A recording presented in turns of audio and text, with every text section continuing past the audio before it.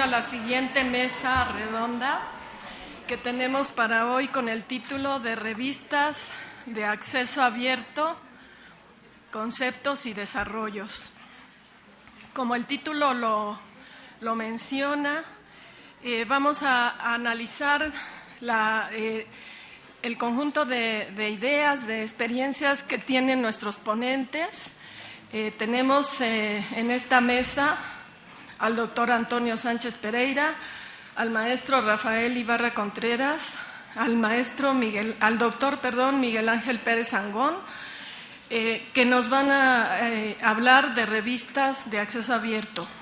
Prometemos que continuará este interés, esta discusión que se había iniciado, porque el tema en sí mismo es un tanto polémico. Vamos a iniciar con la ponencia del doctor Antonio Sánchez Pereira. Él es doctor y maestro en Relaciones Internacionales por la Facultad de Ciencias Políticas y Sociales de la UNAM.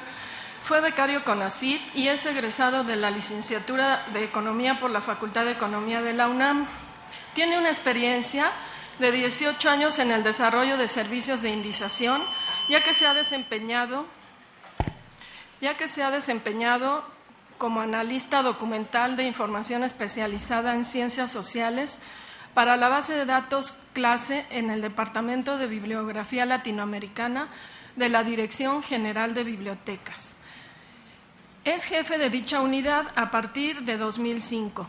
Como jefe de este departamento, tiene a su cargo la edición de clase y periódica, bases de datos bibliográficas de revistas latinoamericanas, del portal Biblat, que ofrece indicadores de autores, temas, títulos de revistas latinoamericanas también, de Latindex México, y es responsable de desarrollo de la colección Cielo México, la cual recibe patrocinio de CONACYT. Cuenta con un diplomado sobre acceso a la información y con una trayectoria como especialista en dicha área en proyectos como Latindex y Cielo México. Con ustedes el doctor Sánchez Pereira. Muchas gracias, así se escucha. Sí. Muy buenas tardes. Doy entrada a esta presentación, que como ya es costumbre mía voy a ir un poco rápido porque abuso un poco en la cantidad de información que se va a exponer. El tema que me interesa a mí es dar una especie de balance crítico sobre cuál es el estado real del acceso abierto, del Open Access en el mundo. Realmente hay un avance, algunos sentimos que hay un estancamiento, que el año pasado se ha vivido como una especie de segundo o tercer aire, en fin, que estamos hablando de una tendencia, un movimiento que está en curso, que no se ha dicho la última palabra, es un proceso contradictorio, hay intereses en juego, hay altibajos, hay luces y sombras, y mi exposición es un breve recuento sobre lo que yo he encontrado al respecto. Si nosotros tomamos en cuenta que desde que el hombre se hizo de la imprenta para dar impulso, para darle visibilidad, difusión a otra gran invención que fue la escritura, entendemos que era inevitable que la circulación de la información, del conocimiento, llevaba costos aparejados a manejar papel, a movilizar este papel alrededor de los países, del mundo. Sin embargo, con la comunicación online, estos costos prácticamente se han nulificado o bien se han reducido en gran medida. Sigue habiendo costos, pero estos se han reducido en gran proporción en relación a la literatura impresa. El problema que se ha planteado sobre los derechos de autores de gran importancia, es necesario darle una cobertura legal, pero hay que considerar que los científicos y el modo de expresión de estos, que son las revistas, no son iguales a Napster, la música, no son iguales a la comercialización del cine. Es decir, los autores científicos son autores no comerciales, no lucran con los artículos, la gran mayoría de ellos.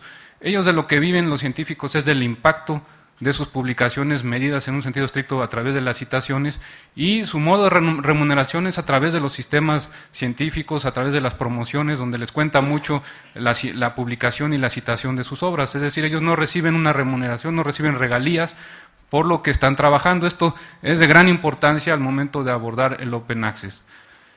Nosotros debemos tener en cuenta que la comunicación online realmente ya a partir de finales de los 70, cuando contábamos ya con los archivos FTP Anonymous, el email que ya existe desde los años 80, y fueron los físicos que sin mucho debate se siguieron de largo. Ellos inventaron su autoarchivo Archive desde el año 91, y ahorrándose todo este debate, ellos están en acceso abierto desde hace mucho tiempo.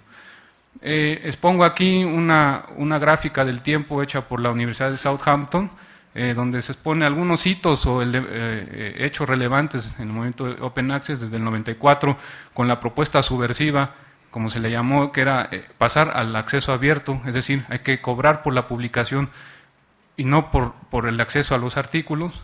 En el año 99, con el protocolo OAI, que es la mancuerna del Open Access, es decir, lo que el OAI permite es la interoperabilidad entre repositorios, permite que el depósito de un archivo en un repositorio sea de acceso universal a esto que podría ser una república universal de repositorios. Entonces viene después el software para los repositorios, que empieza también a variar, a multiplicarse, y el crecimiento de los repositorios. Hasta ahí podríamos decir que el Open Access va llevando una marcha triunfante. Sin embargo, empiezan ya los nubarrones negros, los cuadros que pongo en oscuro. En realidad esto no es tan así. La propuesta subversiva fue letra muerta. La tasa de autoarchivo de parte de los investigadores no rebasa ni el 15 y el 20% de lo que estos investigadores producen.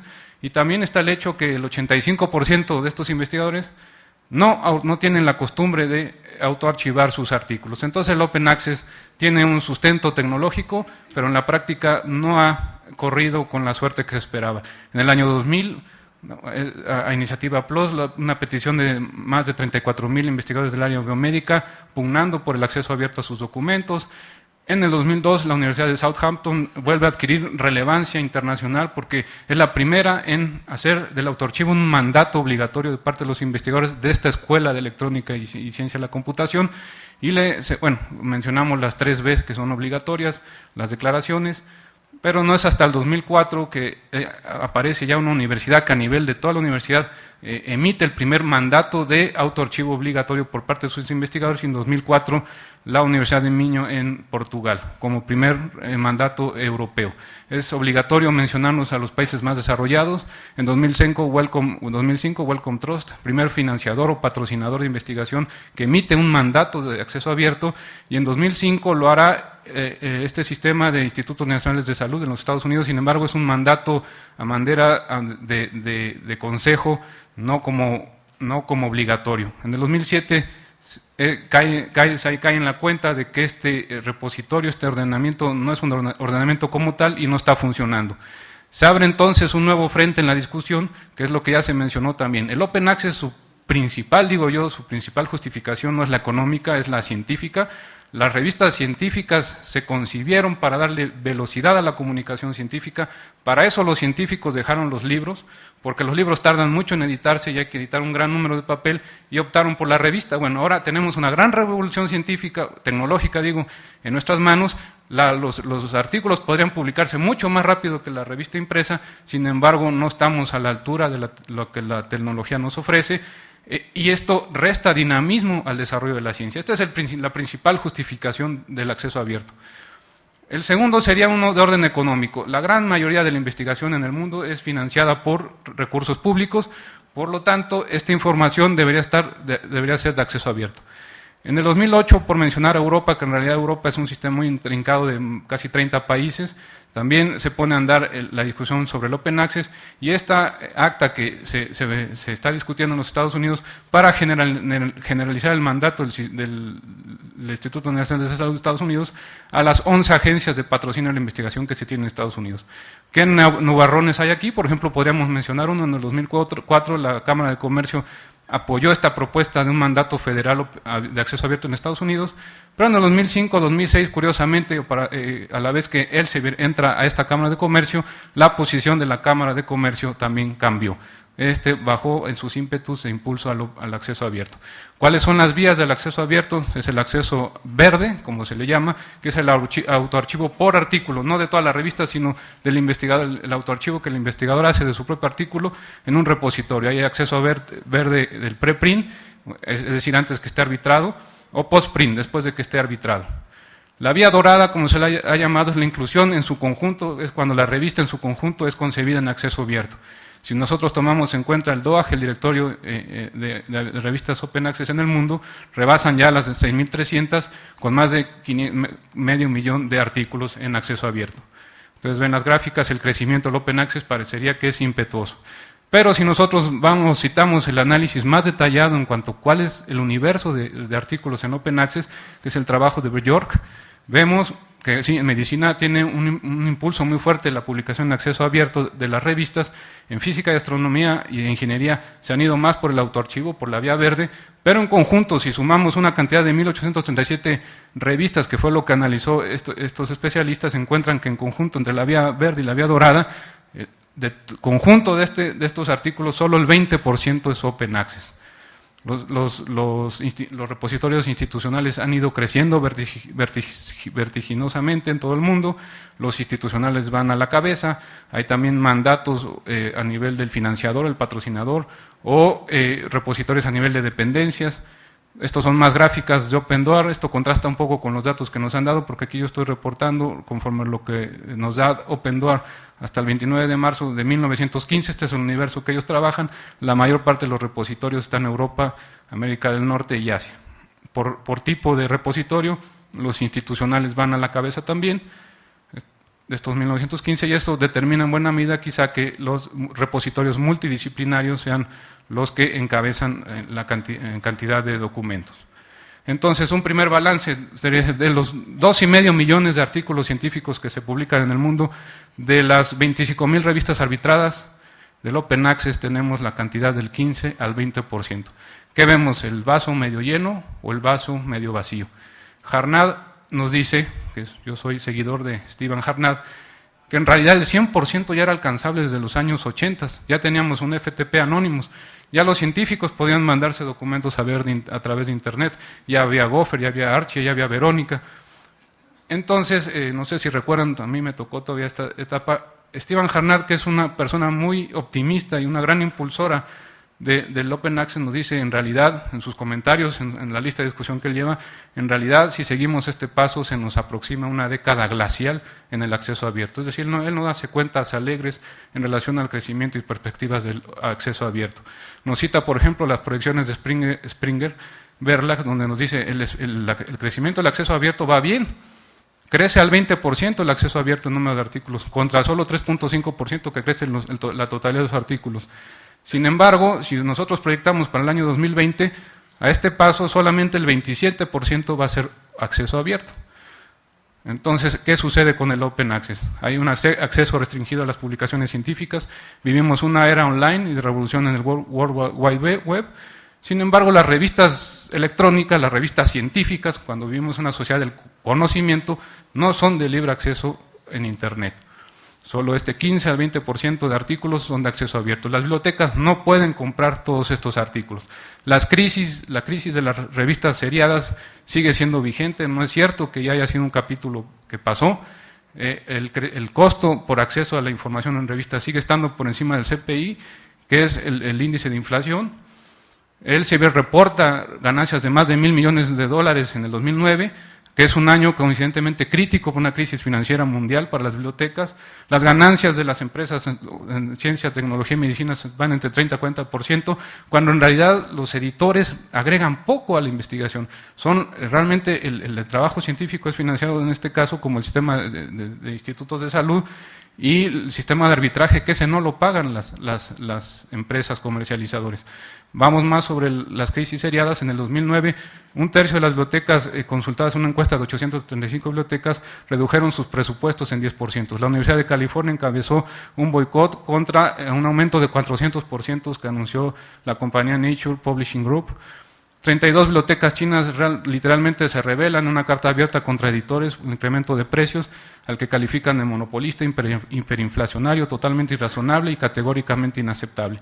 ¿Qué nos propone Stephen Harnad? Realmente el mundo está en un impasse, estamos en una situación de entrampamiento, y él propone que apostemos a la vía verde contra la vía dorada. No porque la vía dorada no esté bien, sino dice es más factible la vía verde, es decir, archivar los artículos. Los recursos de las universidades son escasos, No es posible seguir pagando suscripciones y además ahora financiar revistas de acceso abierto. En cambio, el autoarchivo lo controlamos en independencia de las empresas comerciales. ¿Qué pasaría si nosotros dejamos de que el autoarchivo sea una cuestión opcional y lo hacemos obligatoria?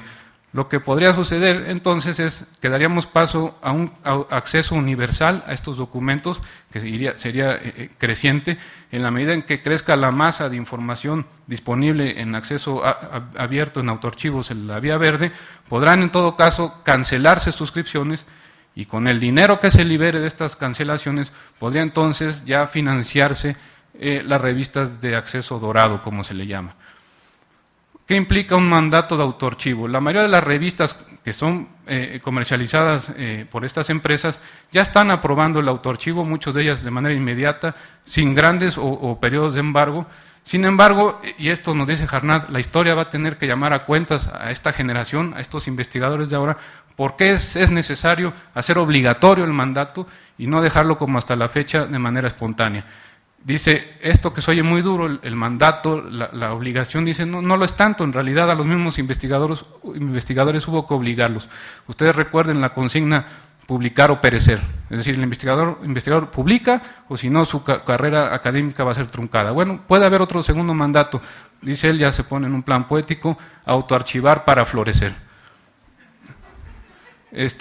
¿Qué es lo que está en pugna? Dos modelos de suscripción. Modelo de suscripción clásico, dos modelos, el de suscripción clásico y el modelo Open Access. En el modelo de suscripción es la biblioteca la que tiene que erogar una gran cantidad de dinero para que su lector pueda tener acceso a la información. Este es un modelo inadecuado para el nivel tecnológico que ha alcanzado la sociedad. En el modelo de acceso abierto no quiere decir que los costos se eliminen, sigue habiendo costos, pero aquí se subsidia la publicación a través del subsidio que ya tiene la investigación. Es decir, habría que añadir a los investigadores que se les dé un dinero extra para que publiquen o se hagan o estén financiando una revista Open Access o el pago que se hace a un repositorio de su universidad. Es decir, los costos se transfieren de un lado a otro, pero ahora se permite un acceso universal, además de que en este traspaso tendría que haber un efecto neto de reducción en los costos globales. En el primer caso hay las suscripciones, un enorme subsidio a la industria editorial. En el segundo caso, habría dinero para subsidiar la revista de acceso dorado, pero esto tendría un beneficio en que bajarían los costos. Por ejemplo, actualmente, o con datos de 2007, esto no ha cambiado mucho, publicar en una revista de acceso abierto, o sea, una revista dorada, por así decirlo, va entre $500 por artículo a $1,500, $2,800. Esto lo tiene que pagar no el autor de su bolsillo, sino la agencia que lo está financiando. Pero hay que también tener en cuenta que el 70% de las revistas de acceso abierto no cobran tarifas para publicar. Este dato que nos da Peter Schuber es en realidad relativo porque de este 70% hay otro porcentaje donde realmente el porcentaje mayoritario sí cobra por publicar. De todas maneras, Peter Schuber nos da unos datos interesantes. Si nosotros convirtiéramos las revistas por suscripción acceso abierto, es decir, cobraran de $1,500 a $2,500 por publicar estos artículos, hubiera habido un ahorro en los Estados Unidos de $3.4 millones. Si el 1,5 millones de artículos publicados en el mundo se hubiera publicado en las revistas de acceso abierto con la tarifa Plus de $1,600 por artículo, las bibliotecas con sus presupuestos, con un menos de 40% de sus presupuestos, hubieran podido financiar la publicación de este 500 millones de artículos con el presupuesto que les fue asignado para adquirir los artículos para pagar a las empresas comercializadoras. Si sumamos las ganancias de $2,000 millones de Elsevier y LexisNexis en 2009, esto equivale en las puras ganancias a la publicación en acceso abierto de este $500,000 de artículos a una tarifa de $1,300 y cacho de dólares. Entonces hay argumentos económicos de que la conversión de este modelo de negocios sí redundaría en una reducción de los costos. Siendo a un negocio, simplemente los negocios, las ganancias dejarían de ser estratosféricas para las empresas. El argumento científico es que el Open Access ofrece una ventaja en términos de citación. Para los científicos este es su salario, es lo que les importa, es donde fundamentan la promoción en sus carreras. Entonces, la cuestión conocida como ventaja acceso abierto nos diría que el Open Access está impulsando la citación que reciben los artículos, los científicos, por la publicación de sus documentos. disminuye el tiempo de latencia en el tiempo que tarda un documento en empezar a ser citado. Se acelera el circuito de la producción del conocimiento.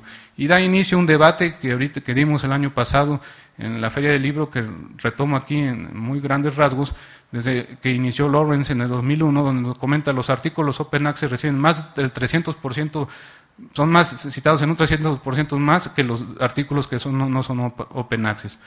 Todos estos estudios tienen que ser en realidad contabilizados utilizando fuentes de información de EASY y Scopus. En realidad, en el primer caso se utilizó CiteSeer, pero es importante decirlo porque en estos casos EASY y Scopus sí siguen siendo empresas que podrían ser inevitables, pues el conteo de citas, la plataforma que lleva a cabo esta sistematización de las citas sigue siendo monopolio o duopolio de EASY y Scopus.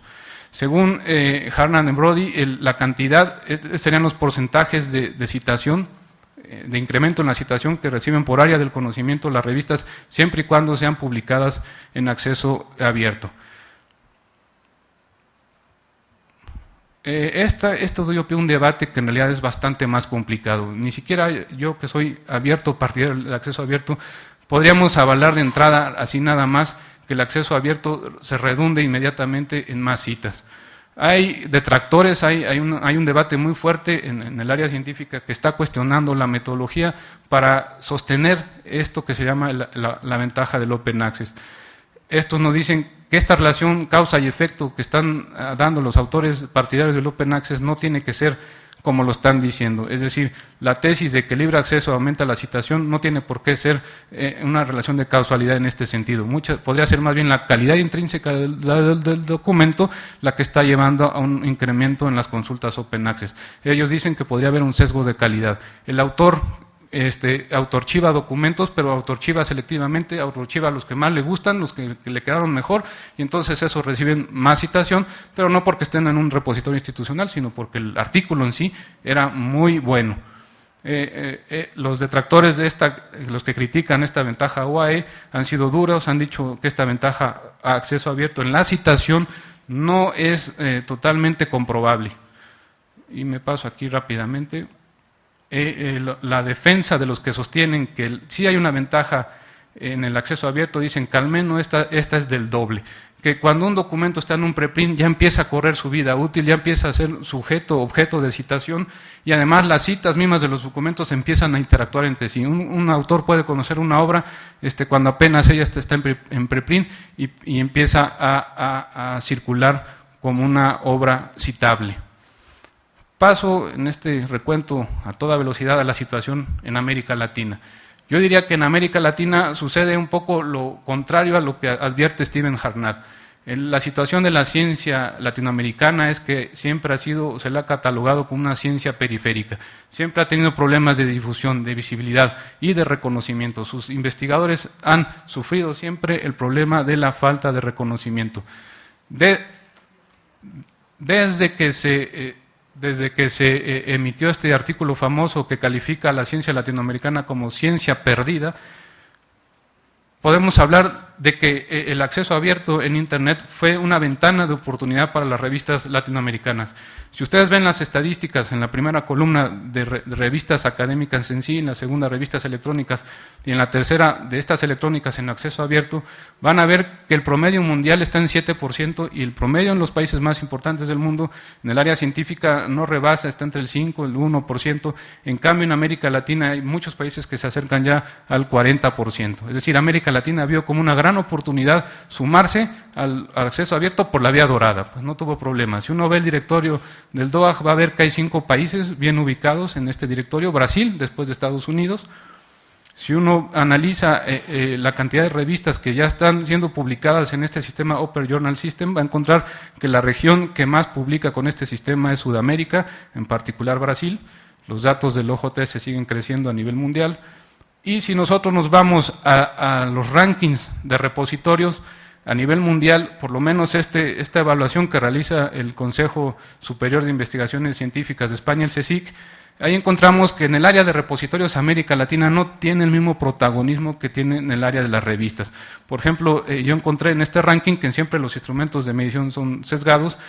Solo encontré estos repositorios latinoamericanos. En efecto, Brasil va a la cabeza, figura con fuerza Ecuador, Y de México solo encontré hasta el número 410, 488 y el 502. Y tengo conocimiento por vía personal de un reciente repositorio Atenea de la Facultad de Ciencias, de un repositorio centralizado en la UNAM, que es la RAD, que aún no se le conoce, y aquí sí yo cuestionaría dónde está el 50% de la investigación científica del país, ¿por qué no está expresado en repositorios con la fuerza que tiene la UNAM en estos rankings de repositorios internacionales?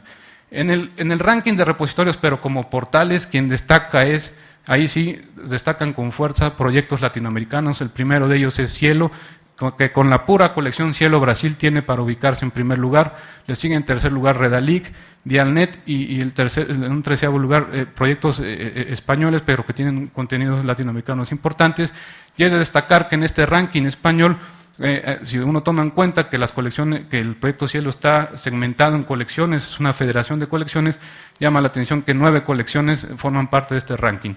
Esperamos que Cielo México ya figure el año que viene. Cielo es, en efecto, el proyecto pionero del Open Access en América Latina, surgió en el año 97, incluso antes de proyectos a nivel internacional, como pueden ver ustedes en esta tabla del tiempo. Y por último, quiero mencionar que la bibliometría también va a ser en un futuro objeto de acceso abierto. La bibliometría fuerte, los sistemas de información más importantes de ISI y Scopus son objeto de cobro por acceso. Cielo se adelantó también en este aspecto al ya iniciar con un aparato bibliométrico que tiene la cualidad de que también es de acceso abierto. Y con esto terminaría yo, creo que en los 5 minutos. Muy bien.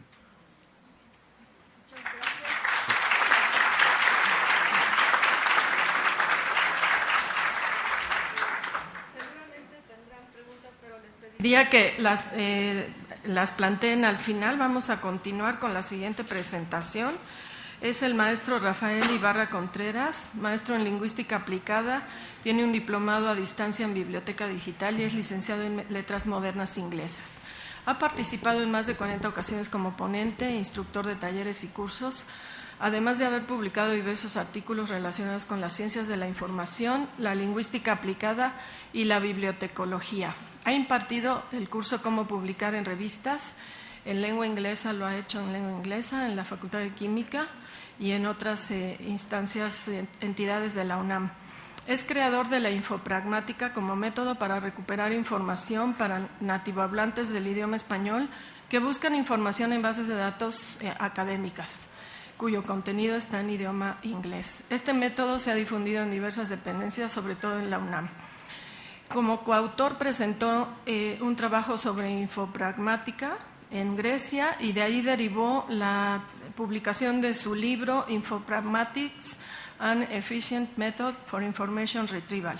Actualmente es académico definitivo en la Biblioteca Digital de la Dirección General de Bibliotecas de la UNAM y es profesor de asignatura de la Facultad de Química, donde imparte los cursos de TOEFL y cómo publicar su investigación en revistas científicas. Por favor. Gracias. Buenas tardes a todos. Muchas gracias por su atención. El trabajo que preparé lleva como título El caso complejo de las revistas de acceso abierto en bibliotecas digitales. Y pretendo yo compartir una panorámica específica sobre algunos conceptos y desarrollos destacados acerca de este fenómeno de acceso abierto dentro de las revistas científicas en bibliotecas digitales a través de un estudio y análisis de diversos artículos y sitios web, aunque debo destacar el excelente artículo Open Access, Implications for Scholarly Publishing and Medical Libraries, de la autora Karen M. Albert. Adicionalmente, ofreceré algunas observaciones enriquecedoras cuyo propósito es describir el estado actual del acceso abierto en los siguientes aspectos: definición, aproximación histórica, perspectiva de autores, bibliotecarios, editores e instituciones, ejemplos de los universos de revistas académicas digitales de acceso abierto y las necesarias conclusiones. Inicio entonces con la definición, en la cual estoy tomando la ofrecida en el sitio web de la UNESCO y la cual se apoya en el documento A Very Brief Introduction to Open Access de Peter Sober. La disponibilidad en línea de información académica para todo mundo, libre de casi todas las barreras de licenciamiento y de derechos de autor. En oposición a esta, tenemos el significado de Open, que se ofrece en el sitio web de Open Archives Initiative en la sección de preguntas frecuentes. El significado de Open es abierto, desde la perspectiva arquitectónica, que define y promueve las interfaces que facilitan la disponibilidad de contenido de una variedad de proveedores. Apertura no significa acceso libre o ilimitado a los repositorios de información que conforman el OAI, PMH. Tales términos se utilizan muy ligeramente con frecuencia e ignoran el hecho del costo monetario, que no es el único tipo de restricción sobre el uso de información. Cualquier defensor de la información libre reconoce que es eminentemente razonable limitar las tareas para rechazar los ataques al servicio o bien restringir el uso difamatorio de la información.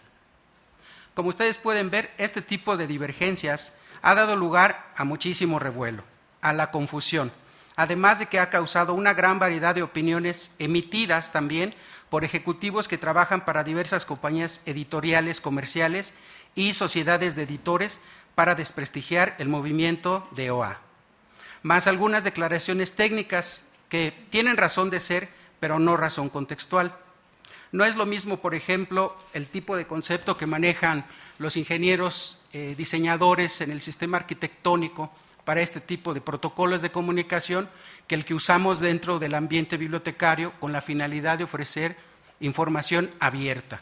Entonces, aquí sí hay en ocasiones un espacio muy largo que en ocasiones se convierte también en un abismo. Si no hablamos con el mismo tipo de conceptos, terminología y objetivos, es muy fácil caer en muchísimas contradicciones y echamos muchas veces la pelota de responsabilidades o de servicios unos a otros.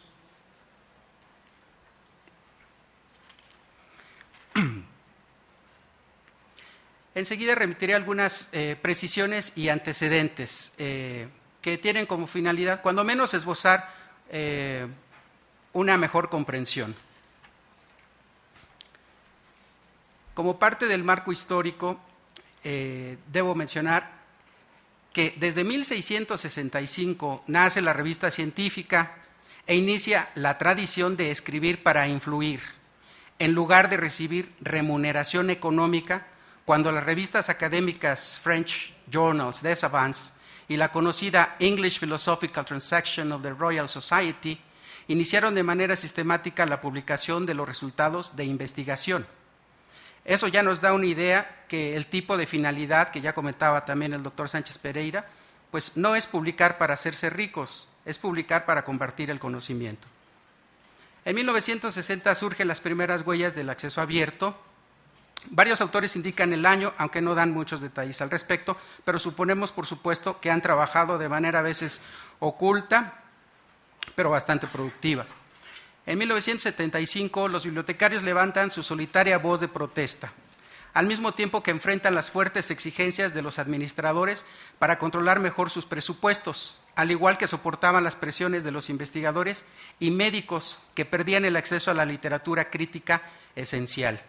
En muchas ocasiones es común que el bibliotecario reciba este tipo de llamadas de atención por parte de los administradores, profesores, pero que estos personajes están muy ajenos al tipo de fenómeno que tienen que enfrentar los bibliotecarios ante la voracidad de los editores comerciales. Eso no lo ven. En la década de los 80, las organizaciones bibliotecarias estudiaron el problema y concluyeron que los altos costos no solo fueron el resultado de los costos incrementados, sino que pudieron ser motivados por editores en busca de lucro. En los 90 se produjo el gran impulso gracias a la llegada de la era digital. Y desde entonces el acceso abierto ha sido un tema de vasta discusión entre investigadores, académicos, bibliotecarios, administradores universitarios, fundaciones oficiales de gobierno, editores comerciales y editores de las sociedades científicas. En 1991, el físico Paul Ginsparg funda el primer servicio preimpresos en Internet, Archive, permitiendo a los científicos compartir sus ideas antes de su publicación. En el 94, el catedrático de las ciencias cognitivas, Stephen Harnad, publicó en la Internet lo que él mismo llamó una propuesta subversiva, que también ya nos comentaba el doctor Sánchez Pereira. pidiendo a los investigadores que autoarchivaran sus trabajos de manera inmediata, para maximizar la visibilidad de su trabajo y eliminar las barreras de los precios de suscripción que dificultaban el compartir la investigación a nivel mundial. Este caso sugiere una idea singular, salvando las diferencias, con aquel personaje llamado Martin Luther, que reclamó la venta de indulgencias para la salvación de las almas y que confrontó al vendedor Johann Tetzel con sus 95 tesis el 31 de octubre de 1517 y que fueron clavadas en la puerta de la iglesia del Palacio de Wittenberg como una invitación abierta a debatirlas, con una diferencia de 477 años de diferencia. En aquel entonces, pues se desafiaba la autoridad religiosa. Ahora estamos enfrentando pues la autoridad editorial.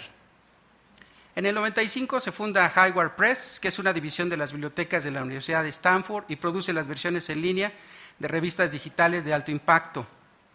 En el 96 se funda The Internet Archive, que incluye textos, audio, imágenes y software, al igual que páginas web en sus acervos.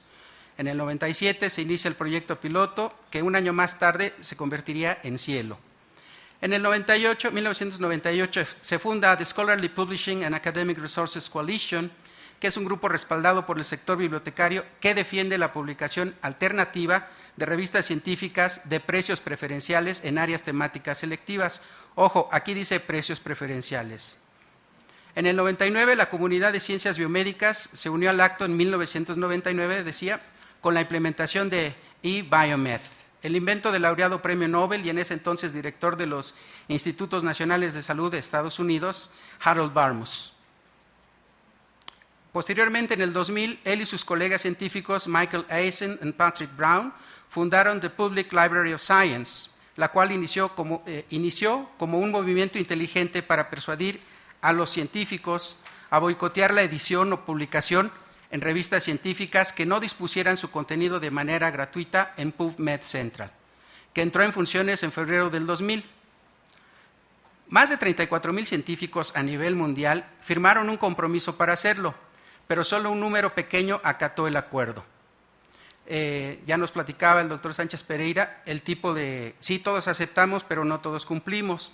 Quizá esto se deba a que los requisitos para que un investigador gane una promoción por publicar en revistas tradicionales y que también pueda garantizar la definitividad o la permanencia en sus puestos, pues no son aspectos fáciles de ignorar. Quizá esto de alguna manera explique por qué no se tiene ese despunte. Porque si un investigador va a publicar en una revista que no es reconocida por su institución o por las autoridades, dice, si yo publico en las revistas tradicionales, estoy asegurando mi permanencia en un sistema de investigación.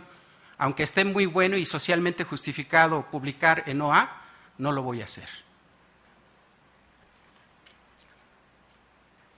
Otro desarrollo mayor fue la creación de Biomed Central, un editor comercial de acceso abierto cuya mayoría de revistas científicas están disponibles de manera gratuita.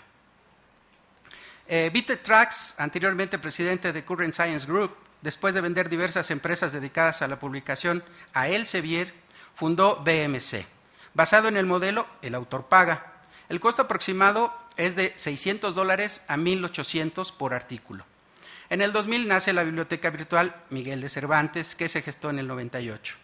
En 2003 se funda Redalic, la red de revistas científicas de América Latina y el Caribe, España y Portugal. Se crea en el mismo año también The Directory of Open Access Journals, que es desarrollado y mantenido por las bibliotecas de la Universidad Lund de Holanda. El servicio se enfoca en dar acceso abierto a las revistas científicas en texto completo de calidad controlada.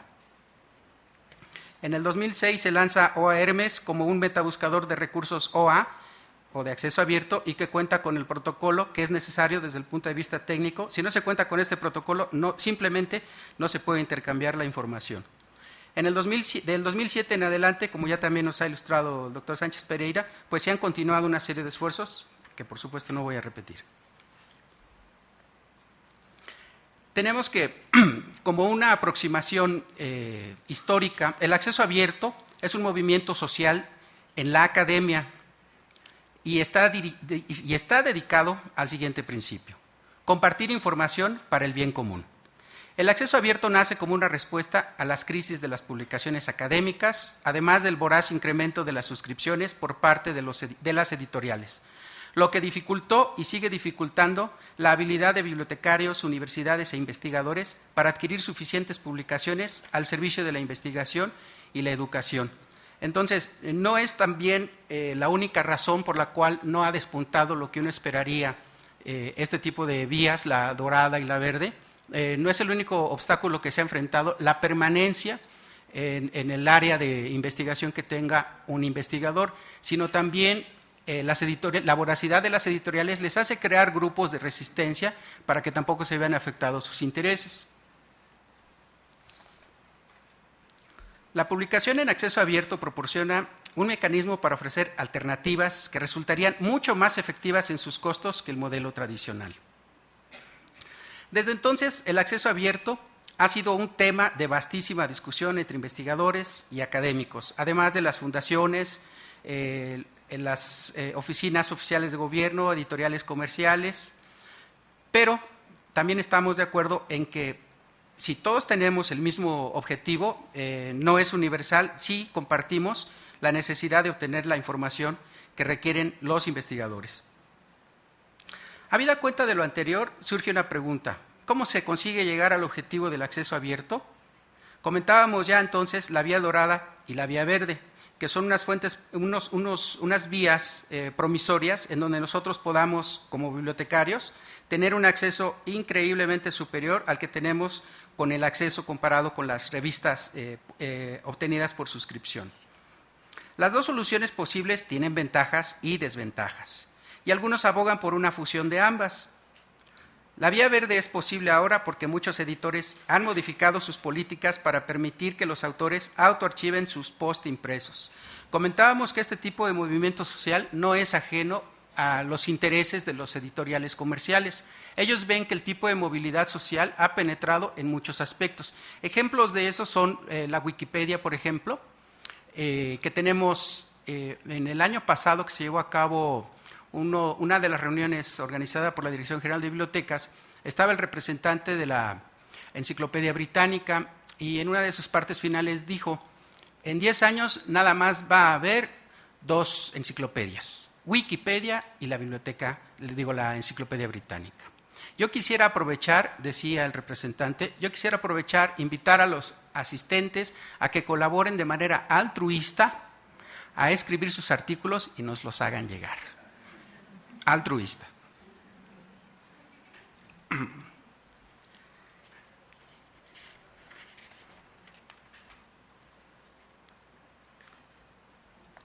Cabe mencionar también que compañías como ProQuest, BPress y Biomed Central venden servicios para la creación de repositorios y de hospedaje a aquellas instituciones que desean subcontratar estos trabajos que demandan de mucho esfuerzo. Es decir, no es solamente el deseo o las ganas de poder servir a nuestros usuarios, también hace falta una serie de actualización en aspectos tecnológicos, que con los que en ocasiones no contamos. Entonces, aquellos editores comerciales también ven que el nacimiento de repositorios es un buen negocio para ellos.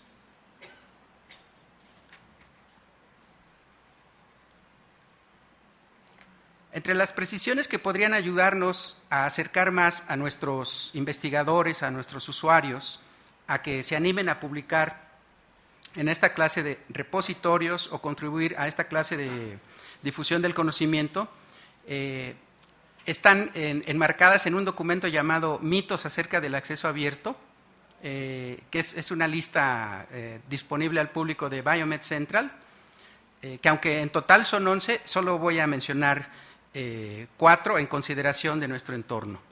El mito 1: el costo para proveer el acceso abierto reducirá la disponibilidad de fondos para la investigación. Ese es el mito. Y la respuesta a tal mito: no hay ninguna razón por la cual el costo de la publicación en OA deba exceder el costo del sistema actual, ya que el proceso fundamental es el mismo. De hecho, los editores OA lideran las tendencias en el uso de la tecnología web para reducir costos futuros. Así que el costo de la publicación OA para la comunidad científica será significativamente menor que el costo para el sistema que va a reemplazar. El mito número 5: No es justo que la industria se beneficie del acceso abierto. La respuesta: la cantidad absoluta del dinero invertido por las instituciones de investigación será mucho menor, debido a la muy superior eficiencia de la publicación en la modalidad de acceso abierto. De manera adicional, las instituciones de investigación que respaldan el acceso abierto se beneficiarán en gran medida en términos de reconocimiento e influencia, debido a la gran accesibilidad y visibilidad de sus investigaciones. Como también nos comentaba el doctor Sánchez Pereira, sabemos que las métricas empleadas para conocer el éxito, la penetración o la influencia de los investigadores se da por citas, no se da por editoriales. El mito 7.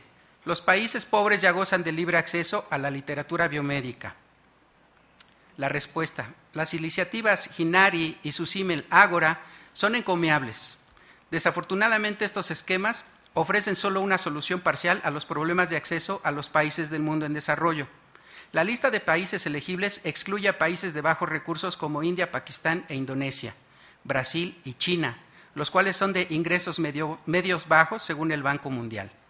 También fueron excluidos de la lista de elegibilidad para recibir descuentos. Mito 10. Las editoriales necesitan de grandes ganancias para financiar la innovación. La respuesta: Elsevier no puede atribuirse de manera realista el haber liderado de la transición de las editoriales científicas del documento impreso al documento en línea. Ese paso fue realizado por operadores más ágiles y más pequeños como Highware Press. De manera semejante, la cifra de 200 millones de libras esterlinas que maneja Elsevier por el costo del desarrollo de Science Direct es más una indicación de ineficiencia corporativa que de innovación. Los actores. En 2003, grandes universidades dicen no al gran acuerdo. Cornell, Harvard, Carolina del Norte, instituciones del Triángulo de la Investigación, el Instituto de Tecnología de Massachusetts y por una ocasión la Universidad de California no renovaron con Elsevier el gran acuerdo, que incluía paquetes de títulos y de límites en la cancelación de títulos de poco uso. Este tipo de esfuerzos, además de algunos otros que existen, ha sido, por supuesto, una respuesta de movimiento social y académico que ha permitido, de alguna manera, evadir los golpes fuertes que está asestando la asociación o las sociedades de editores comerciales. En Estados Unidos se solicitó al National Institute of Health que desarrollara un plan para proporcionar el acceso libre a todas las publicaciones que resultaron de la investigación financiada por el mismo instituto. El plan original ordenaba o mandataba el depósito de publicaciones en PubMed Central, pero después de una protesta enérgica de los que iban a la contra, se suspendió. En noviembre, la Real Sociedad, la Academia Nacional de Ciencias de Gran Bretaña y editores de revistas científicas dieron a conocer su postura en un manuscrito criticando el acceso abierto, advirtiendo que podría amenazar la viabilidad de las revistas científicas que dependen de los ingresos por suscripción. Esta declaración encendió la mecha de acaloradas respuestas de quienes abogaban por el acceso abierto, así como 46 integrantes de la Real Sociedad misma. Es decir, no es solamente un flanco el que están venciendo a aquellos convencidos por compartir sus investigaciones a través de OA, también hay obstáculos gubernamentales porque hay muchísimos intereses depositados ahí.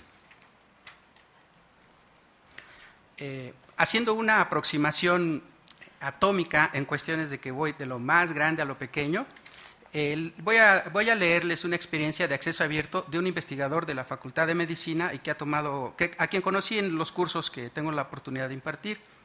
Estimado Rafael, saludos, viernes 25 de marzo. Me da gusto saber que ya la Dirección General de Bibliotecas está auspiciando tu curso de publicación en revistas.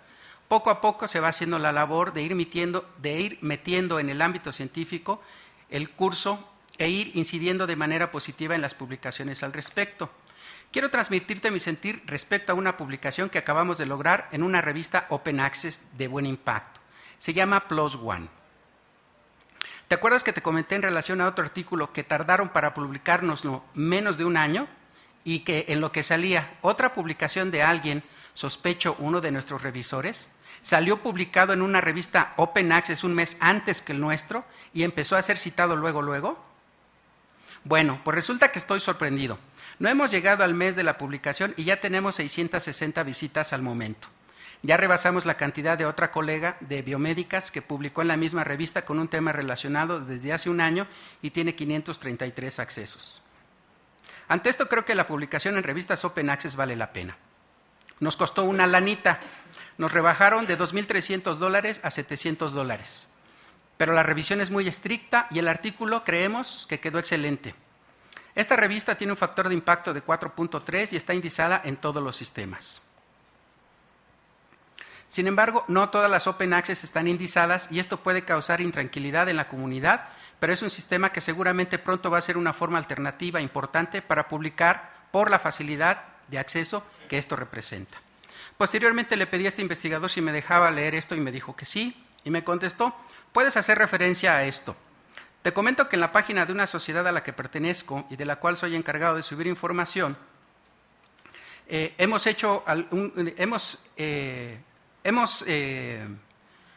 impulsado la relación a publicar en este tipo de revistas e incluimos un directorio de Open Access Journals, así como a lo que te indiqué respecto a lo de Scientific Reports.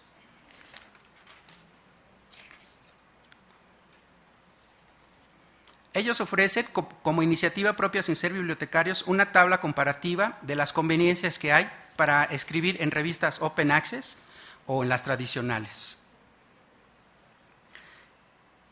Finalmente, les doy ejemplos de revistas científicas de acceso abierto, sin ánimo de repetir nada de esto, pero con la consideración con la consideración de haber tomado el factor de impacto. PLOS ONE con un factor de impacto de 4.351, PLOS Biology 12.916, PLOS Medicine factor de impacto 13.050, PLOS Computational Biology 5.759, PLOS Genetics 9.532, PLOS Pathogens 8.978 y PLOS Neglected Tropical Diseases con un factor de impacto de 4.693.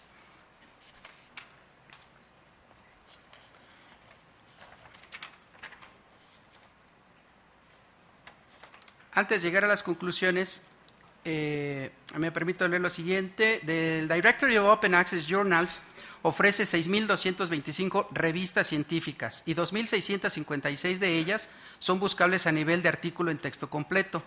Hasta la fecha existen 515.879 artículos incluidos en este directorio.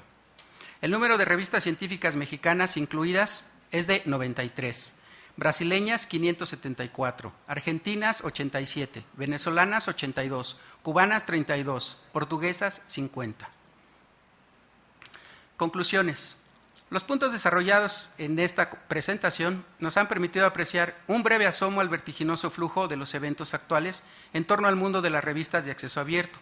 Además, se ha puesto en evidencia que existe un desequilibrio atroz entre los costos y beneficios de las partes involucradas. Desde el siglo XVII hasta nuestros días, la tradición de los autores científicos de escribir con el propósito de influir permanece intacta. El quehacer inter- e intradisciplinario de la bibliotecología y las ciencias de la información para supervisar las prácticas, ofrecer perspectivas y herramientas de administración y tecnología para la educación, además de procurar y asegurar la organización, preservación y diseminación de los recursos, se ha puesto a prueba para resolver tal inestabilidad. El acceso abierto constituye una alternativa, si no perfecta, sí es más justa. Las experiencias nacionales e internacionales de los actores productivos brindan un par de vías, la dorada y la verde, que tendrán que refinarse, pero de ninguna manera ignorarse. Así lo han intentado aquellos actores lucrativos con muy malos resultados para su avidez y con fácticos resultados positivos para la comunidad social. Aprovechemos la movilidad científica, social e internacional de nuestros colegas, sin dejar de reconocer los servicios editoriales que pueden constituir puentes y peldaños para brindar a nuestros usuarios la información pertinente que requieran. Después de todo, con discordias nuevas se crearán odios futuros. Con acuerdos nuevos se forjarán sinergias útiles. Muchas gracias.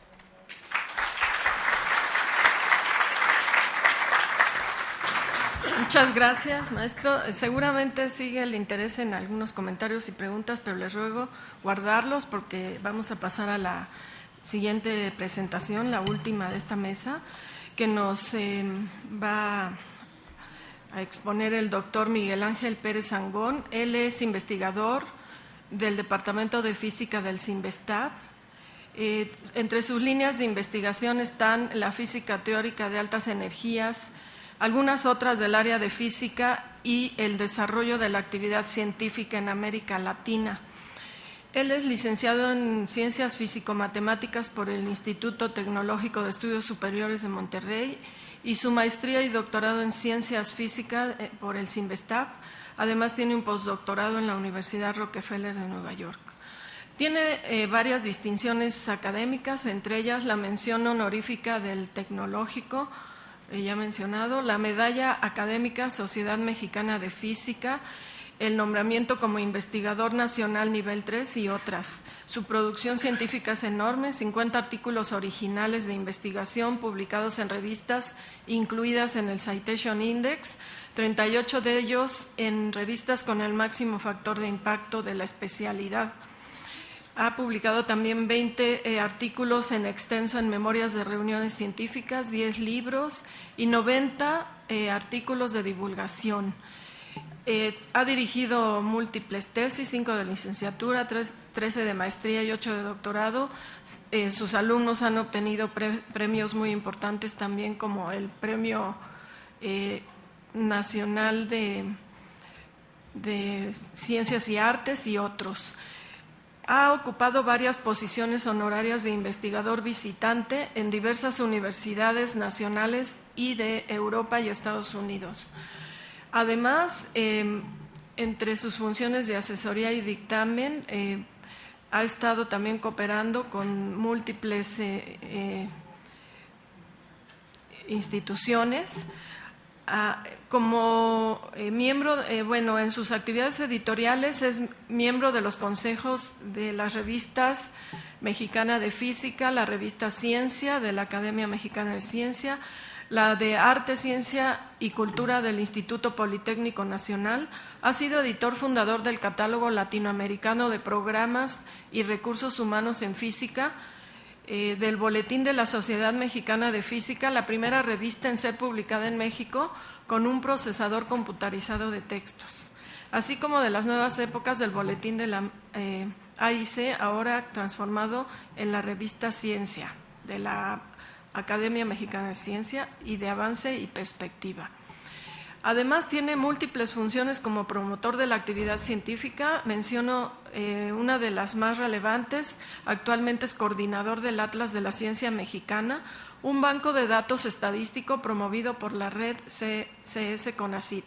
Ha recibido subvenciones para varios proyectos, 14 proyectos, uno de ellos apoyado por el CONACYT en su programa de iniciativas científicas del milenio. Por favor, doctor. Perdón. Muchas gracias por la invitación. Espero que la voz me ayude. Creo que va a ser menos de 30 minutos mi exposición, pero de acuerdo con lo que acaba de mencionar en esta presentación la maestra Lugo, que le agradezco mucho la invitación para participar aquí. Dentro de mis aficiones, ya fuera fuera de la investigación en física teórica, es la numerología, la cienciometría. Creo que he tenido una relación muy estrecha, muy cercana, muy cariñosa con el medio bibliotecario. En el postdoctorado que hice en la Universidad Rockefeller me impresionó muchísimo que una biblioteca con una gran cantidad de acervos, tanto de revistas como de libros, estaba controlada por una señora en su cubículo que realmente siempre se pasaba leyendo libros, supongo que novelas, porque la biblioteca estaba tan ordenada con archivos perfectos. En ese entonces todavía no existían los archivos electrónicos, entonces todo el mundo sabía qué hacer, dónde buscar, qué tenían que firmar, dónde dejar las tarjetas, de manera que los usuarios se manejaban ellos solos. Y en cambio, bueno, regresando, yo estudié en el CINVESTAB, era todo lo opuesto, era un caos, así lo que teníamos de sistema bibliotecarios. Me tocó participar en la estructuración de nuestra biblioteca, que creo que ahora compite muy bien con el sistema unameño. no tenemos toda la estructura, todos los acervos que tienen ustedes, pero creo que lo estamos haciendo muy bien. Y he seguido colaborando con algunos colegas bibliotecarios en este Investav en el estudio de la cienciometría, no solo en México, sino en América Latina. Entonces, mis comentarios van a ir en la dirección de números. Espero que no se duerman, ya huele a sopa y generalmente uno se duerme más fácilmente con esto. El primer comentario tiene que ver con Cielo y el índice de revistas científicas y tecnológicas del CONACYT. Actualmente lo estoy presidiendo ese comité, pero me tocó participar desde el inicio de ese comité, hace aproximadamente 15 años, y el interés del CONACYT fue en establecer un índice parecido a los índices internacionales, donde pudieran lucirse las revistas mexicanas en ciencia y tecnología, y la idea, el objetivo principal era promover su visibilidad en el medio internacional. Para ello se diseñó una serie de requisitos para ser admitidos a ese índice. Los requisitos cada vez van mejorando, son más exigentes, y ahora con Cielo creemos que los requisitos que tiene que satisfacer una revista para ingresar o mantenerse en ese índice son exactamente los de Cielo, los usamos al parejo para hacer nuestras evaluaciones, y en ese sentido el mismo comité de revistas ha impulsado de que el CONACYT apoye el financiamiento de este sistema, porque creemos que es una de las formas no más directas, pero por lo menos más inmediatas para promover la visibilidad de las revistas mexicanas en el medio internacional. Y sobre eso tengo algunos comentarios. Bueno, primero, este índice de revistas de CONACYT tiene alrededor de 100 títulos en todas las áreas. De esos 100 títulos, 20 están actualmente reconocidos en el índice del sistema Thomson Reuters, o sea, el Web of Science, y unas 25 por Scopus. Cuando empezamos ese índice, solo existían 5 revistas, entre 4 y 5 revistas mexicanas en estos. Bueno, en Scopus no existía, pero el Web of Science sí, o el Science Citation Index han permanecido, pero entonces sí creemos que la existencia de ese índice ha impulsado el que tengan acceso a un mayor número de revistas, y la idea, la esperanza es de que los 100 títulos sean reconocidos por estos índices internacionales. Sobre eso tengo una información que creo que puede estimular al CONACYT para tener una política de financiamiento mucho más generosa con este tipo de, bueno, ustedes dicen reservorios, repositorios, que me da nervios oír eso con una medicina que nos ponían de niños, habiendo palabras en español más sencillas como depósito, es lo mismo. ¿Por qué no usarlo? Pero bueno, en el inglés se usa repositorios, entonces creo que de ahí se usa, pero yo voy a usar depósitos porque me siento más tranquilo. Bueno, en Brasil el sistema Cielo está apoyado al 100% por el sistema gubernamental, y entonces de ahí viene muchas de las diferencias que hemos estado observando entre la actividad científica en Brasil con respecto a la mexicana.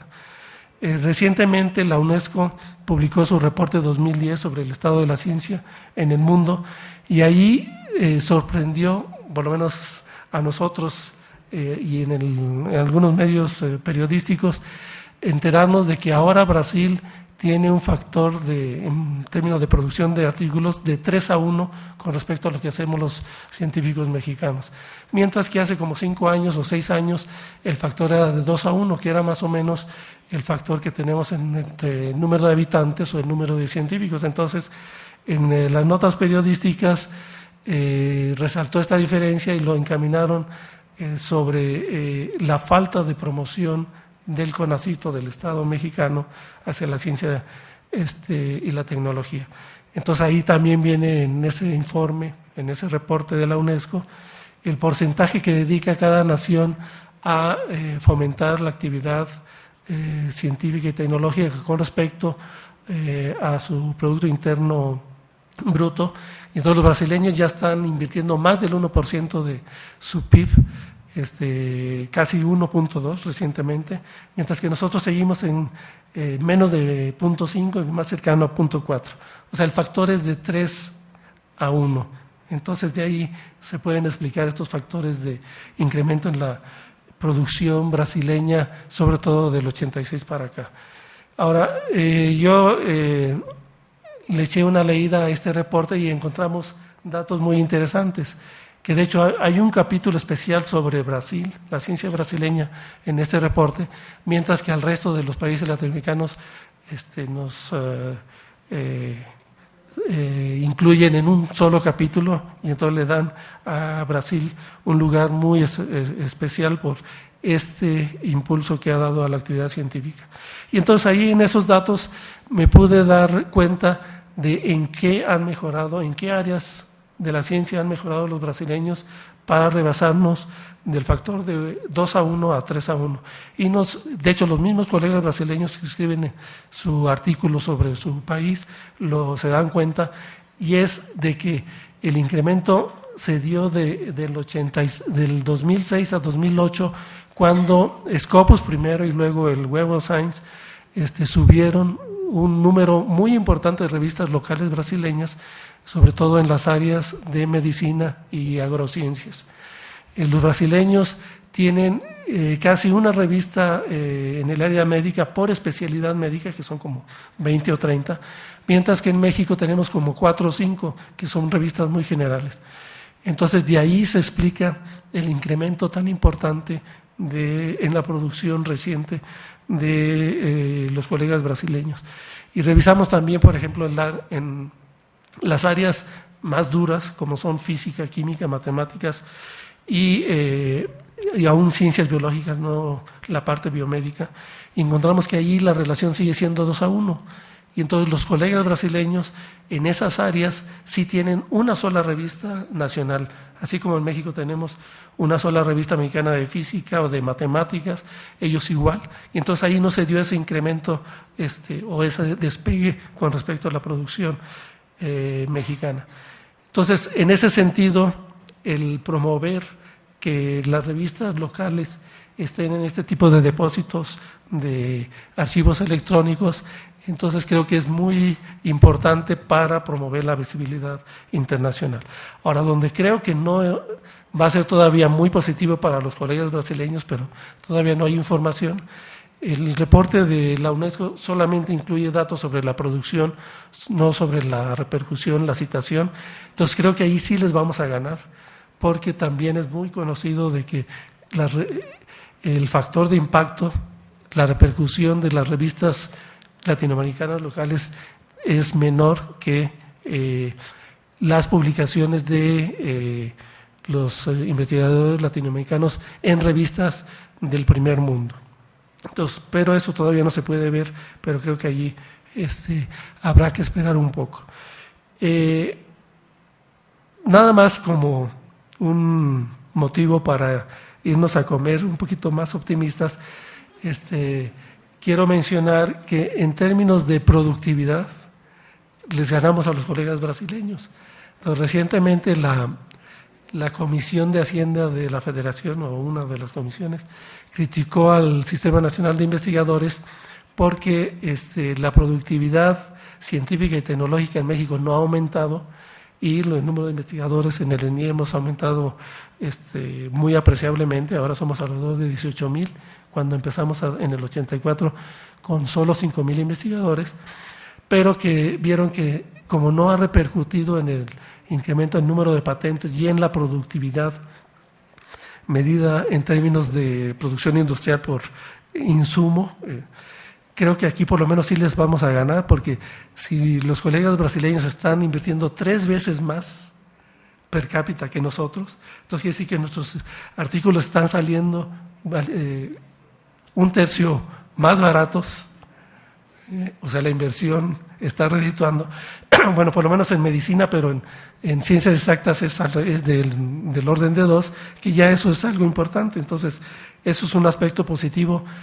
Creo que deberíamos usarlo los científicos para entusiasmar a los diputados, que son los que fijan ahora realmente la política científica en México, para que vean que somos una comunidad pequeña, pero con una alta eficiencia. Entonces, que con un poquito más de inversión quizás podamos despegar de manera internacional.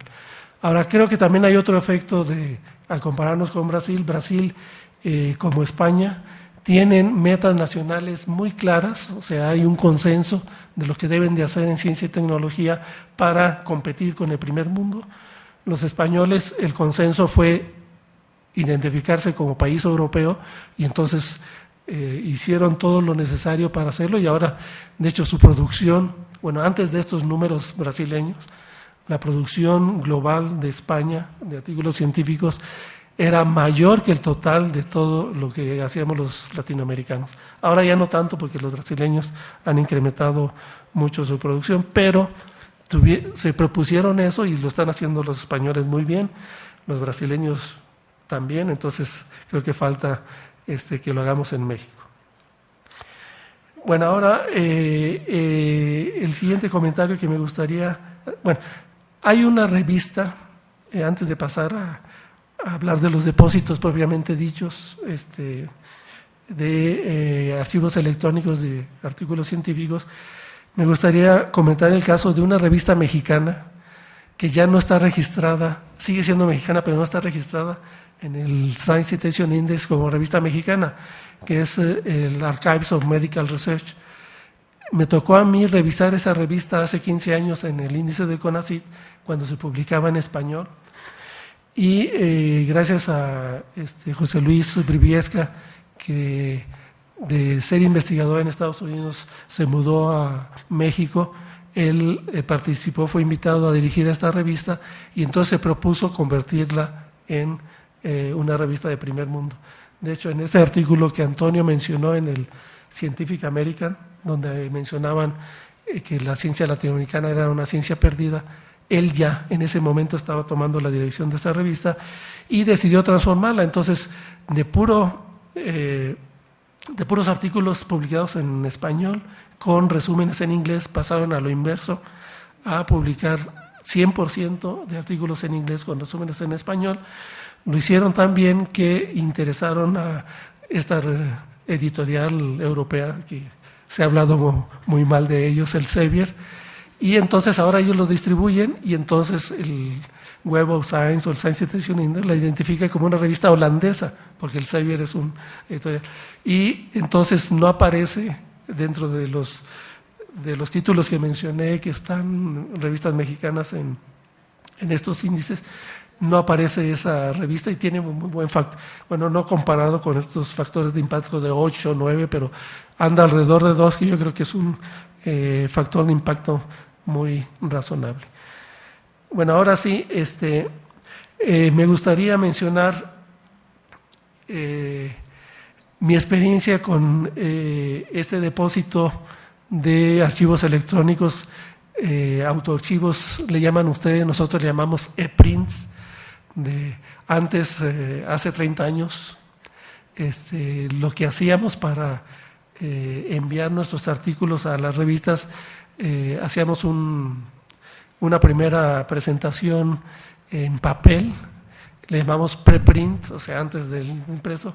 Ya con la etapa electrónica ahora es el e-print, el autoarchivo que le llaman ustedes. Y en ese entonces la comunidad de físicos de altas energías, que yo formo parte de ellas, tenía un sistema de circulación de listas de preprints impresas. Entonces cada semana recibíamos esas hojitas, yo como estudiante lo leía y venían toda la información de si nos interesaba un artículo, a quién escribir, la dirección. Bueno, hacían un directorio, o sea, cada año enviaban un directorio de instituciones, de manera que había unas tarjetitas ya muy bien diseñadas por cada institución solicitando preprints, reprints, y uno pues lo enviaba eso y lo tardaba 1 o 2 meses en recibir el artículo original. La lista nada más incluía el título y los nombres de los autores.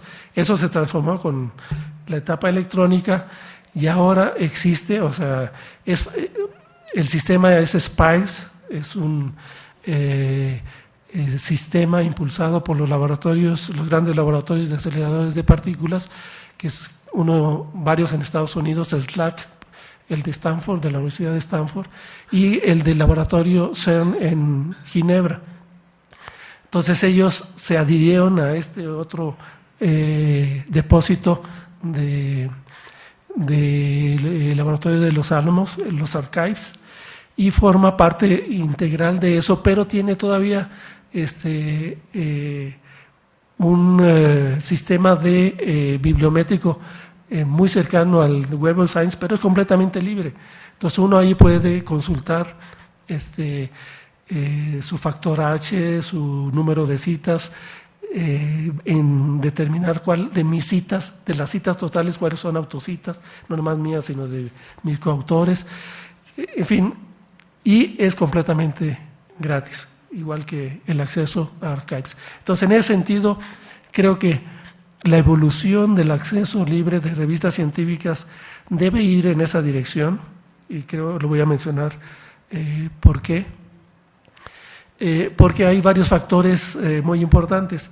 Por ejemplo, yo ahora, en lugar de leer los índices de las revistas propiamente dichas y esperar a que salgan, si son mensuales o bimestrales o lo que sea, ir y a consultar el índice de artículos publicados, lo que hago es, o en la noche, a partir de las 9 de la noche en México, por el horario de Estados Unidos, o en la mañana del día siguiente, lo primero que hago es consultar los EPRINTs más recientes y como vienen ordenados por especialidades, entonces consulto los de mi especialidad y ahí me entero qué es lo nuevo que ha aparecido ese mismo día o el día anterior. Y cuando me interesa saber si uno de esos EPRINTs ya está publicado, lo consulto y ahí aparece la referencia de dónde ya fue publicado. En principio uno puede solicitar el acceso al PDF a el artículo si mi institución tiene la suscripción pagada correspondiente de acceso electrónico. Si no, lo que sí puedo hacer es consultar la versión más reciente del autoarchivo, del EPRINT, que eso nosotros tenemos cuidado de que una vez que pasa el proceso de arbitraje, el artículo ya es publicado por una revista, nos interesa subir la versión no de la revista, sino de nuestro EPRINT con las correcciones adecuadas, y cuando queremos citar ese artículo no tenemos que hacer la consulta en la revista, sino sabemos que la versión más reciente del autor corresponde en versión 1 a 1 con la que existe en la revista, y en ese sentido es de súper acceso libre. Ahora, pero para tener eso se necesita tener una comunidad muy consciente. Entonces creo que la comunidad de física de altas energías, precisamente por el tipo de trabajo que hacemos, esto ha sido impulsado por los colegas experimentales. Entonces posiblemente ustedes sepan de que ahora para hacer experimentos en mi área, en la física de altas energías o en la física de astropartículas, que es la conexión entre astrofísica y partículas elementales, los experimentos se tienen que hacer en estos grandes aceleradores. Y la única forma de hacer esos experimentos en estos grandes aceleradores son con grandes colaboraciones internacionales, que subieron de 100 a 500, 1000 y ahora son más de 2000 los integrantes, los investigadores de esas colaboraciones. Entonces, para poder estar en contacto, esos investigadores que están distribuidos en todo el mundo y intercambiar información, archivos, ponerse en contacto para redactar artículos, necesitaban algo que fuera más rápido que el correo. este sistema de EPRINTS que les mencioné al principio. Entonces, precisamente en el CERN fue donde se diseñó este sistema de la web, la triple W, que el mismo CERN luego lo hizo de acceso libre, o sea, el formato, la estructura electrónica no fue comercializada, y precisamente porque la necesidad de los investigadores de comunicarse pues estaba ahí precisamente.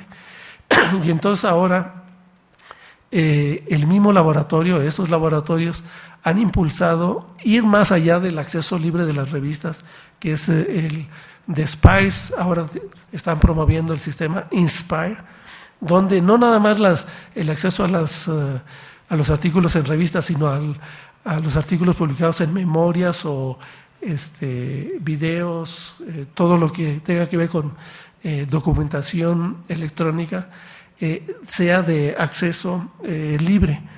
Y en eso están impulsando, pero por supuesto hay muchos problemas comerciales, como los que ya mencionaron mis dos colegas anteriores.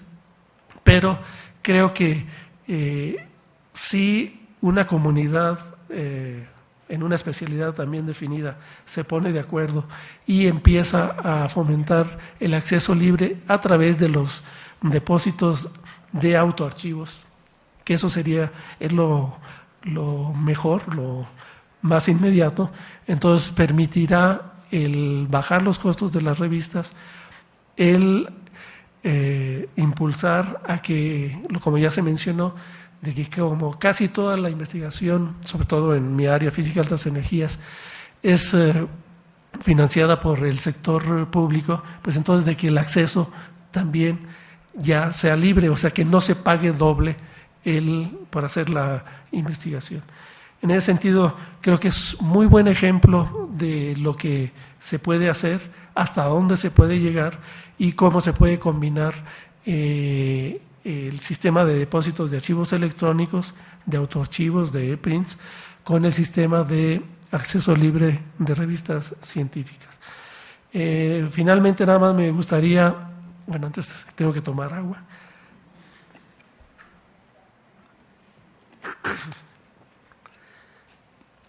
Perdón, me gustaría, ese es el problema de no tener una garganta poderosa.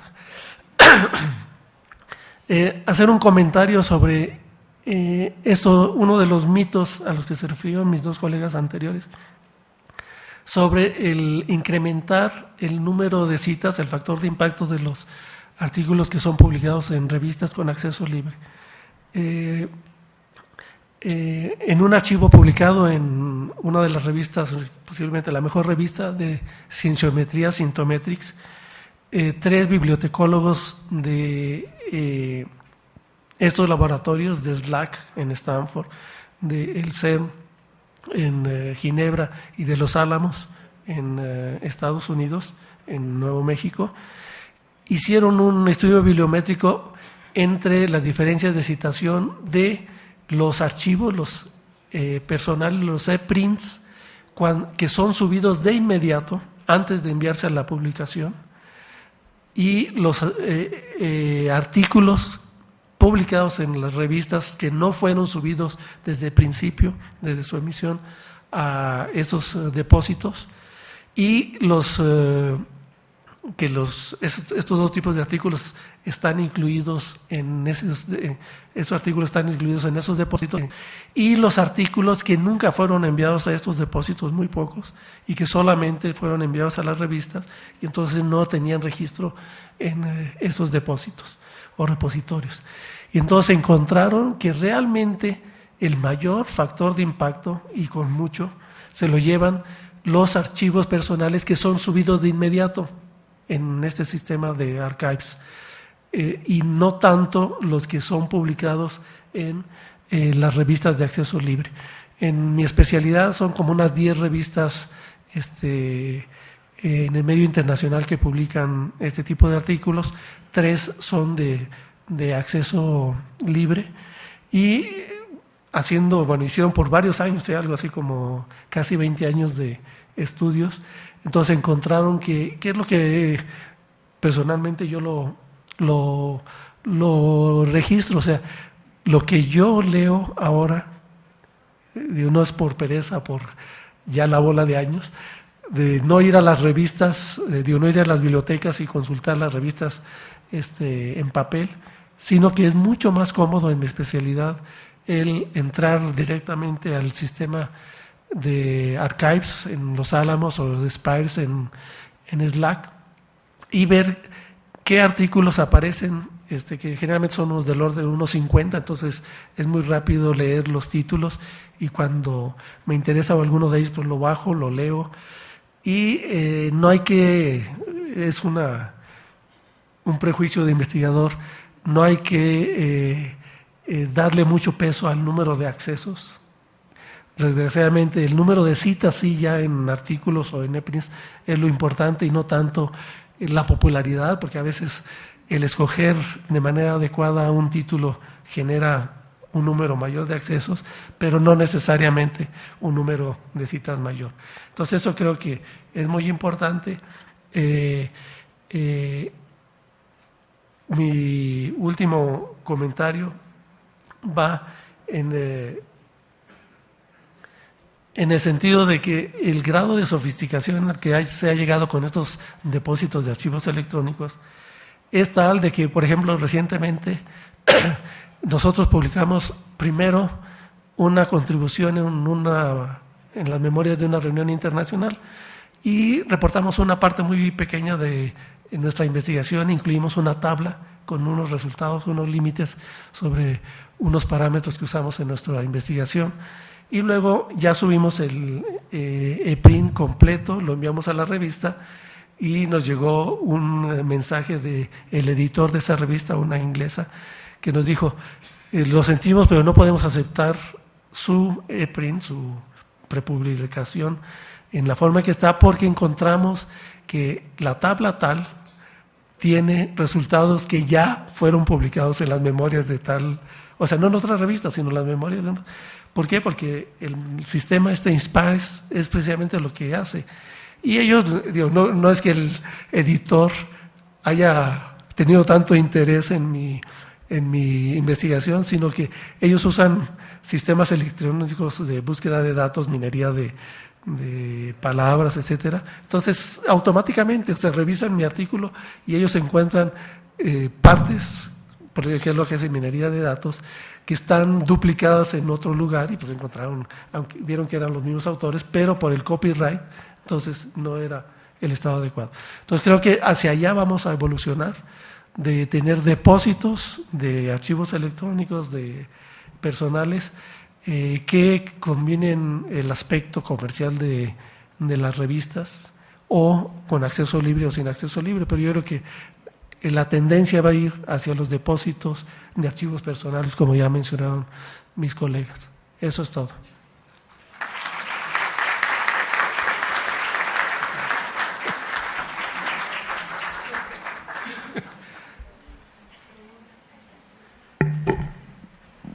Muchas gracias, doctor. Bueno, vamos a pasar a las preguntas. Entonces, por favor, se identifican con su nombre, levanten la mano los que quieran intervenir. ¿O comentarios? ¿Algún comentario? Sí, maestra, por favor. Voy a hacer un comentario sobre los archivos de investigación clínica que desde hace mucho venían editando los médicos del... Gracias. Es un comentario ahora que lo mencionó el doctor sobre el índice de revistas de excelencia de CONACYT. Los archivos de investigación clínica no podían ingresar al Citation Index porque los hacían en idioma español y con el resumen en inglés. Entonces el doctor Benítez optó porque él quería que estuvieran ahí, además eran muy importantes los reportes que ahí pasaban porque no eran tanto de investigación pura, sino de la investigación aplicada que se hace en México sobre las enfermedades casi muchas de ellas endémicas de nuestro país. Entonces él, al buscar quién le pudiera editar la revista y que fuera a nivel internacional, pues encontró a los señores de Elsevier, que por supuesto se le editaron. Entonces en ese ínter todavía no había tanto acceso a las publicaciones electrónicas. El Seguro Social tiene 200 bibliotecas, pues ni siquiera les alcanzaba para comprar un ejemplar, bueno, una suscripción de cada una de sus revistas para que las tuviera el Seguro Social en forma impresa. Después ahora ya las tienen en forma electrónica.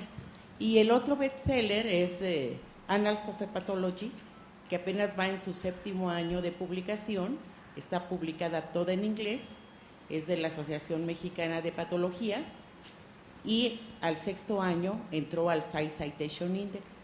Y ahorita, bueno, como cada una de las ramas de la ciencia no se pueden comparar los factores de impacto, entonces hay factores de impacto para física, para química, para matemáticas, y ahora es la que tiene más factor de impacto en el ISI, tiene 1.6 por 0.8, que apenas alcanzó la revista que tiene más años, que es la revista de Salud Pública en México. Nada más era un comentario.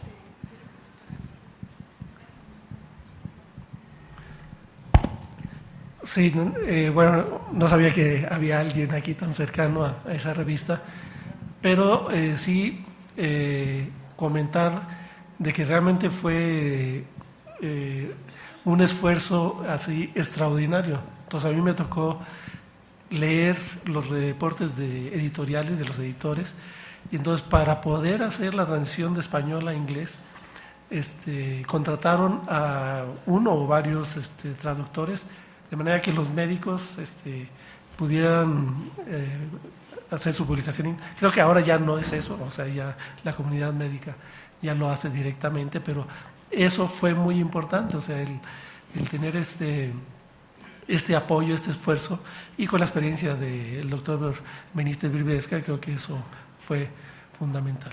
Ahora sí me gustaría mencionar de que de las revistas mexicanas que están en el Science Citation Index, la que tiene el mayor factor de impactos de todas las, no nada más latinoamericanas, sino incluyendo las de España, es una mexicana, la revista mexicana de astronomía y astrofísica, que es publicada aquí en la UNAM. Entonces tiene factores de impacto de 3, y bueno, los astrónomos tienen todavía más, 6, 8, etcétera, pero por muchos años se ha ubicado en el mejor primer tercio de revistas en el área de astrofísica y astronomía. Entonces, eso quiere decir que es una revista muy competitiva.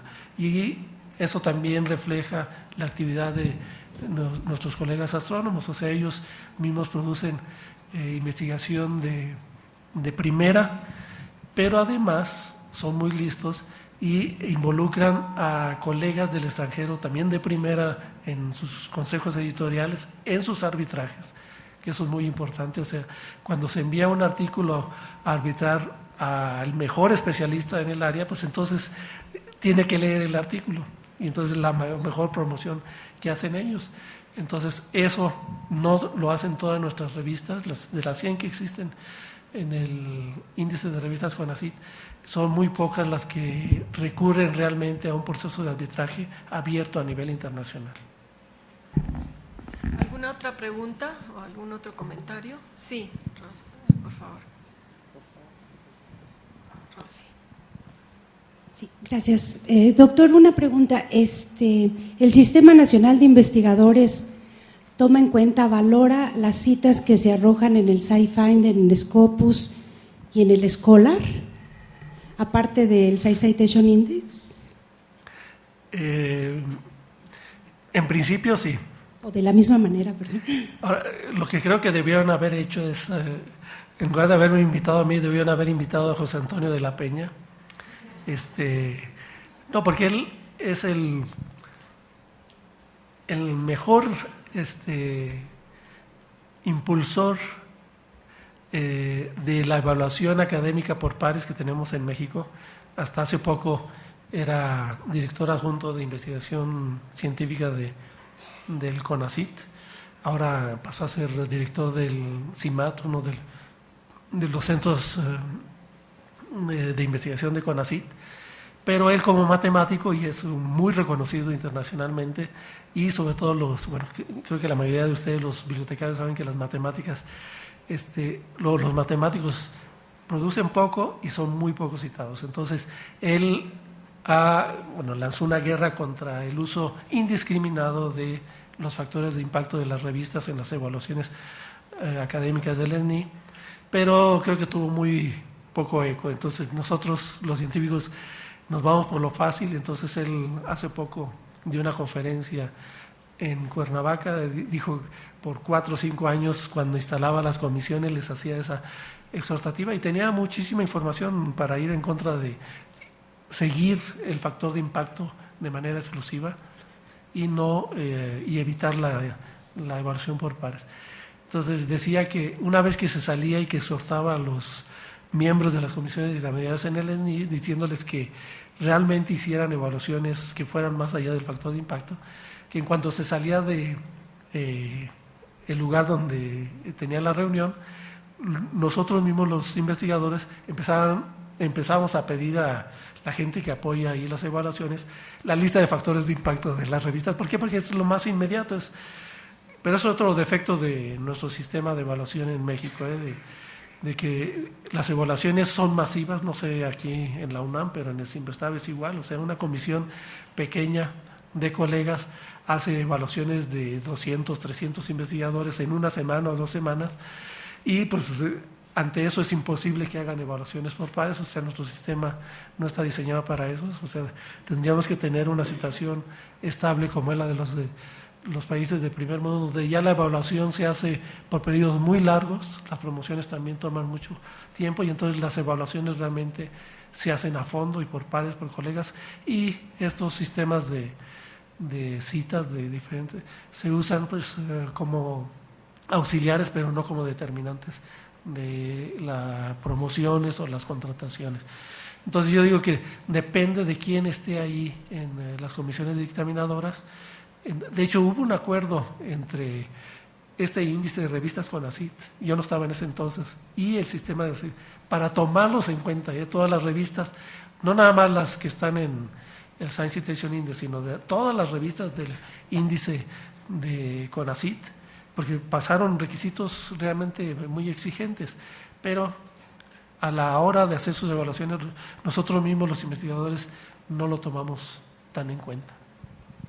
Finalmente se han dado situaciones de que hay investigadores que bajan de nivel o salen del sistema por no publicar en revistas indizadas en el Journal Citation Reports, ¿no?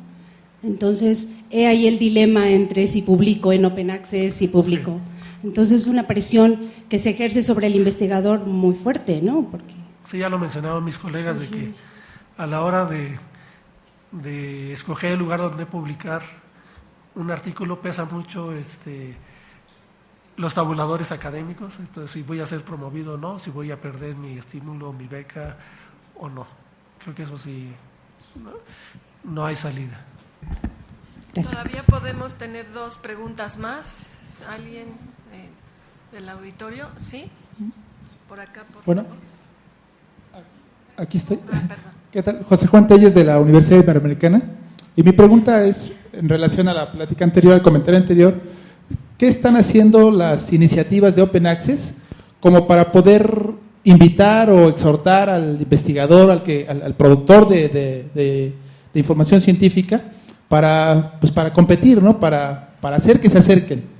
Yo sé que es algo muy difícil porque es a nivel internacional, pero pues no sé si hay alguna asociación a nivel internacional que esté defendiendo todo esto fuertemente, no sé.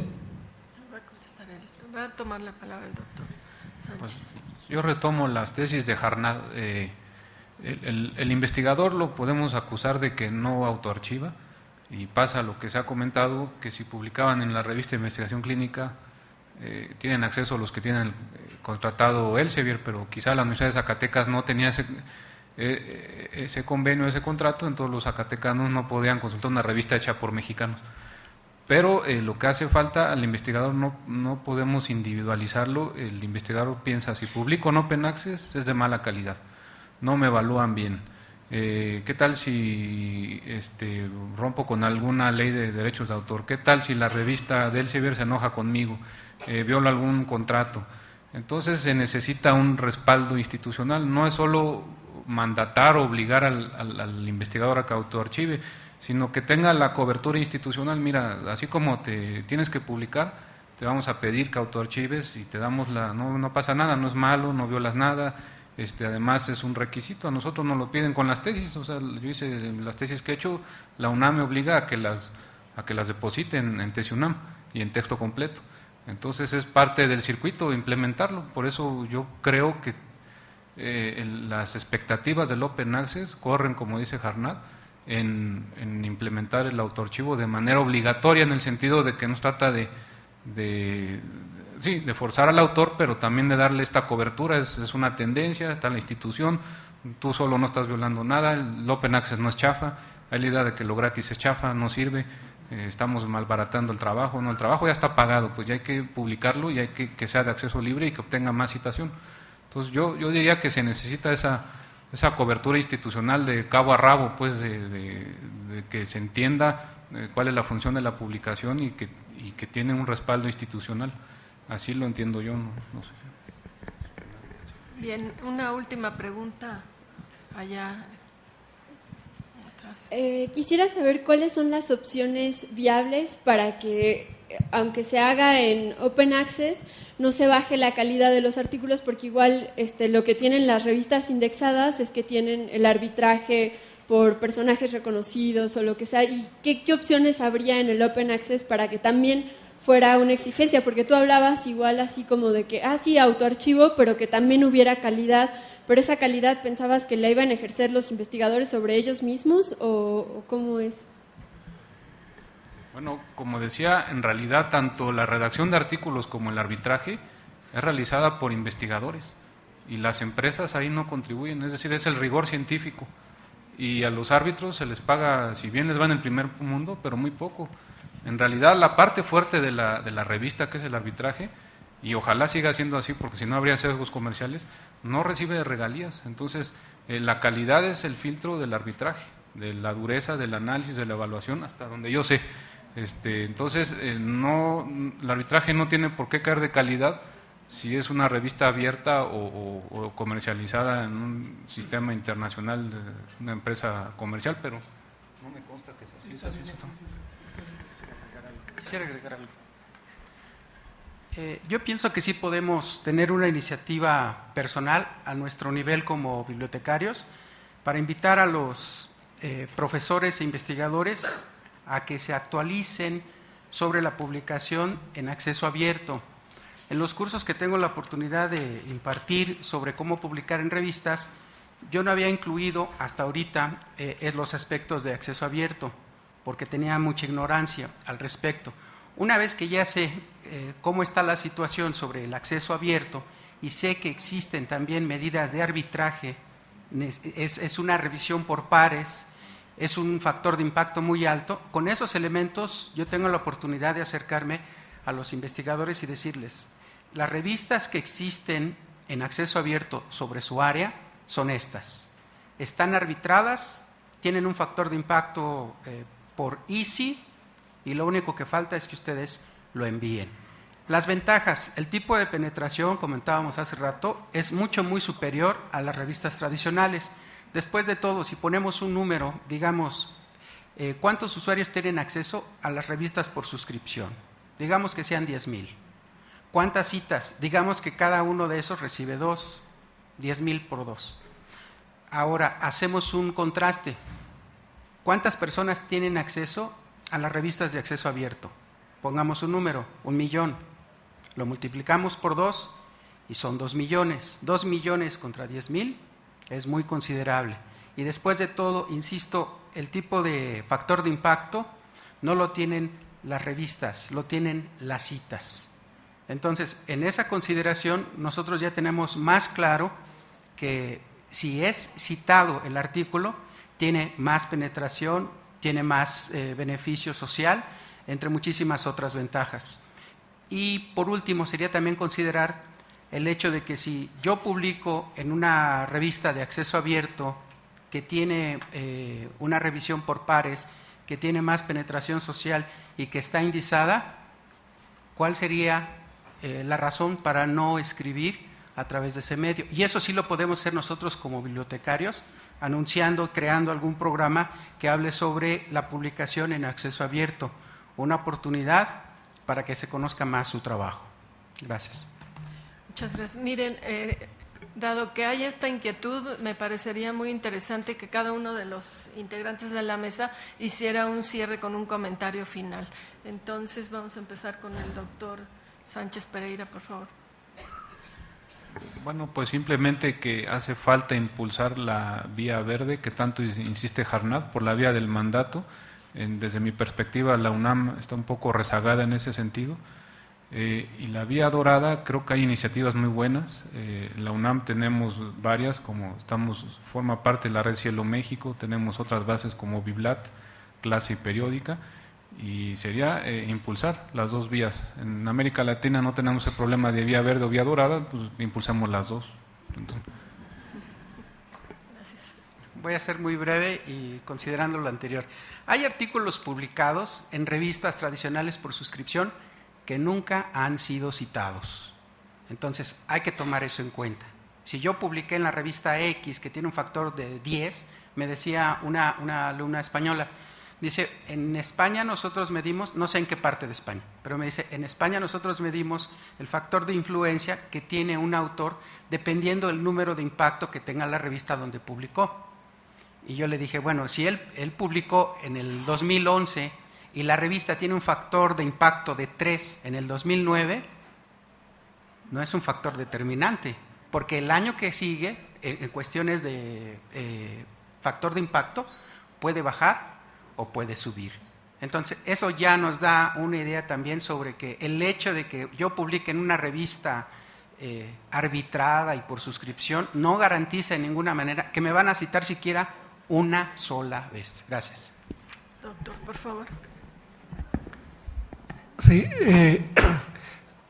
nosotros en Esinvestab encontramos un ejemplo magnífico para promover estas revistas que no están todavía en el Science Citation Index y de hecho que nunca estuvo. Hay un artículo que hasta donde, bueno, con mis colegas de Esinvestab hemos ubicado como el más citado entre las revistas latinoamericanas que no están en el Science Citation Index desde 1900. Y es un artículo de Manuel Peinberg publicado, un astrónomo de aquí de la UNAM, muy conocido, que lo publicó en el boletín de los observatorios de Tonantzintla y Tacubaya. Eso fue hace como unos 15 años. Ha registrado algo así como 500 citas. El artículo más citado que hemos registrado de las revistas latinoamericanas que estén o no en el Science Citation Index son uno de física brasileña de un poco más de 100 citas, pero ninguno ha llegado a las 500. Entonces, ¿cómo fue que este artículo en un boletín así perdido, que nunca estuvo en su historia, ya desapareció? La revista Mexicana de Astronomía y Astrofísica pues es heredera de ese boletín. Entonces, ¿cómo fue que ese artículo generó tantas citas sin haber aparecido en los índices? Pues por los colegas astrónomos que ellos tienen ciertos requisitos para poder publicar, de que tienen que hacer referencias de localización de los objetos astronómicos. Y Manuel, no sé si en ese entonces preveía que iba a tener ese éxito, ha seguido publicando mucho sobre el tema. Y la manera en que fueron ubicadas las citas fue por el sistema inverso, o sea, buscar en el sistema de citas del Science Citation Index, pues los autores mexicanos, y entonces ahí encontramos uno que no correspondía a revistas fuente de Science Citation. Entonces, se dan las cosas en los dos sentidos. Entonces, este es el mejor ejemplo, que es excepcional, pero yo creo que dependiendo de la comunidad, de las comunidades, los brasileños también nos llevan ganado en ese esquema. O sea, los brasileños tienen un estímulo muy fuerte por parte de su gobierno, del Estado, del sistema científico y tecnológico, para publicar en donde quiera, pero que publiquen. y están estimulando que sus revistas, todas sus revistas, sean de acceso libre. Ahora, no puede ser que las comerciales estén, pero eso ya es otro problema. Muchas gracias a nuestros ponentes, les pido un aplauso y muchas gracias a ustedes también por su presencia.